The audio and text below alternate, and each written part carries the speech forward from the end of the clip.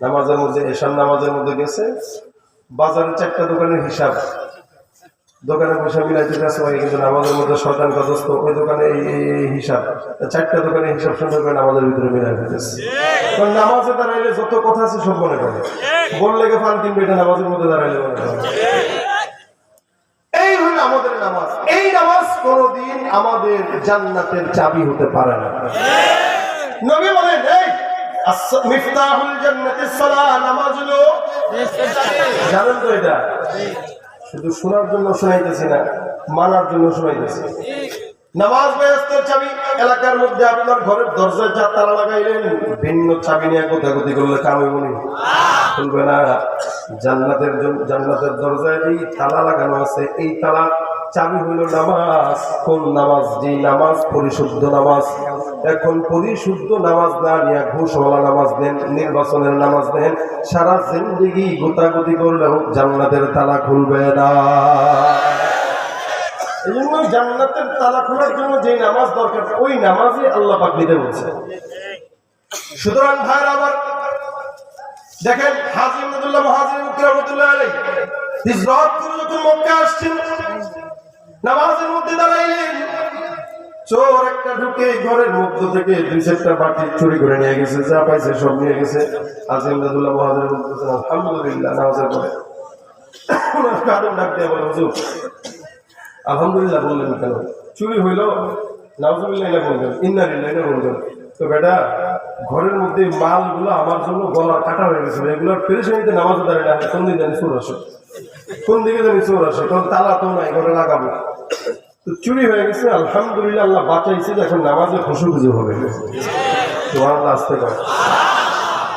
এটা হলো আমাদের আকাবিরদের নামাজ। এই কারণে রাসূল সাল্লাল্লাহু আলাইহি ওয়াসাল্লাম হাদিসে বলেন, মনে রাখবেন, এখানে যারা আছেন এশারের নামাজ পড়েন নাই, ফজরের নামাজ পড়েন নাই, এরকম যদি কেউ থাকেন, নবী আপনার ব্যাপারে বলেন, একজন মুনাফিকের সবচাইতে বড় আলামত হলো সে ফজর পড়ে না, এশা পড়ে না। যদি মুনাফিক চিনতে চাও, তার ফজর নামাজের মধ্যে তাকাও আর এশারের নামাজের দিকে তাকাও। যার ফজর নাই, এশা নাই, ওই বান্দাটাই হলো মুনাফিক। যার ফজর আছে, এশা আছে, ওই বান্দার সব নামাজ আছে। আর যার ফজর নাই, এশা নাই, ওই বান্দার কোনো নামাজই নাই, কারণ ও মুনাফিক। এই কারণে ফজরও পড়তে পারে না, এশাও। আর মনে রাখবেন, ফজরের নামাজ পড়ে কোনদিন রাস্তায় বের হয়ে দেখবেন শরীরটা কত ফ্রেশ লাগে, আবহাওয়াটা ঠান্ডা লাগে না ফজরের সময়। কেন ঠান্ডা লাগে জানেন? কারণ ফজরের নামাজের যে আবহাওয়াটা, যে সকাল, এই সকালে কোনো মুনাফিকের নিঃশ্বাস থাকে না। ফজরের আবহাওয়াটা এই কারণে ঠান্ডা থাকে, কারণ সব মুনাফিকরা ঘুমায়, এখানে সব নামাজীদের নিঃশ্বাস, এই নামাজীদের নিঃশ্বাস আল্লাহ পাক ঠান্ডা রাখে। কোনো মুনাফিকের আবহাওয়া নেই ফজরের নামাজের সময়। এই কারণে ফজরের সময় আলাদা একটা রহমত থাকে। মুনাফিকরা ফজরে উঠতে পারে না, সুতরাং মুনাফিকের খাতা থেকে নাম কাটাইতে রাজি আছে। ফজর এশা পড়বো তো ইনশাআল্লাহ, বাকি 3 রাকাত বোর জন্য রেখে দিব। 5 ওয়াক্ত পড়বো ইনশাআল্লাহ, ইনশাআল্লাহ। আল্লাহ কবুল করে, জোরে বলেন আমিন। এই যে ওয়াদা করছেন, নিয়ত করছেন, এই নিয়তটা করার সাথে সাথে আল্লাহ পাক আমলনামায় সওয়াব লেখা শুরু করে দিয়েছেন। সুবহান। আল্লাহ পাকের কত রহমত বান্দার উপরে। বান্দা খালি নিয়ত করবে তো আল্লাহ পাক সওয়াব দিয়ে দিবেন। নিয়ত করছেন তো সওয়াব। এজন্য নেক কাজের নিয়ত করতে দেরি করবেন না।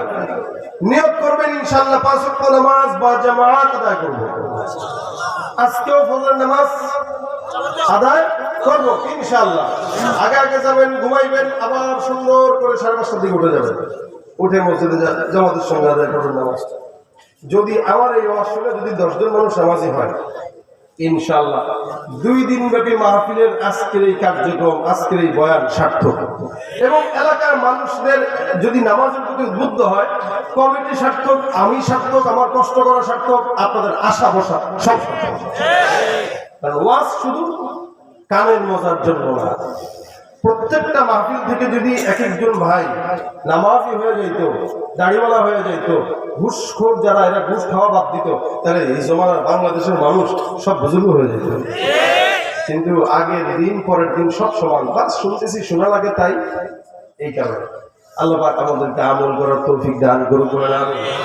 এই জন্য নামাজ এমন একটা ইবাদত যেটা বান্দার সব গুনাহ থেকে বাঁচায়। এবং নামাজ কিয়ামতে কবরে আপনার পাশে যায় দাঁড়ায় থাকবে, আল্লাহ এই বেচারা আমারে প্রতিষ্ঠা করছে, আমি কিভাবে তাকে ছাড়ি?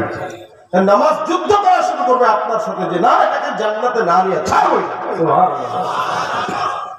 আল্লাহ পাক আজকের এই সমস্ত কথাগুলো কবুল করে বলেন আমিন। আর যারা নামাজি আছে, এই যে মাদ্রাসা আছে দেখছেন, মাদ্রাসা মসজিদের